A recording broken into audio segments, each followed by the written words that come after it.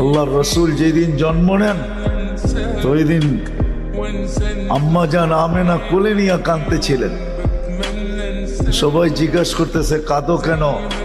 পরিবারের লোকজন, শ্বশুর বাড়ির লোকজন কেন কাঁদো? আব্দুল্লাহ নাই। কেন? আব্দুল্লাহ থাকলে এতক্ষণে খেলনা চলে আসতো।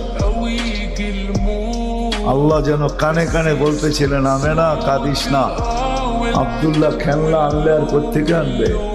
মক্কার বাজার থেকে পাথরের আনবে, কাঠের আনবে, প্লাস্টিকের আনবে, মাটির আনবে, সূর্য ডুবতে দে চাঁদকে খেলনা বানায় পাঠায়। আর ঘটছেও তাই।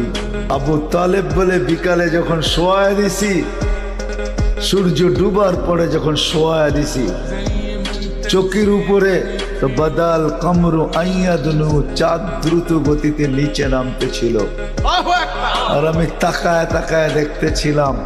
যখন একবারে নিকটে চলে আসছে তো চিৎকার দিয়া ফেলছি, ভাবতেছিলাম তোমার উপরে পড়া না যায়, কিন্তু তোমার মাথার কাছে এসে থেমে গেছে।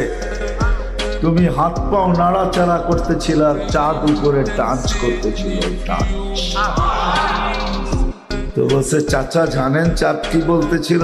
তা তো জানি না। বলে আন্নাল কামারা ইউগান্নিনি ওয়া ইউহাকিনি ওয়া ইয়ামনাউনি মিনাল বুকা। চাঁদ আমাকে ছন্দ শুনাইতেছিল, কান্না থেকে বিরত রাখতেছিল। আমি যেন না কাঁদি, কাঁদলে আম্মার কষ্ট হবে। আল্লাহ চাঁদকে আমার সাথে খেলার জন্য খেলনা বানায় পাঠায়।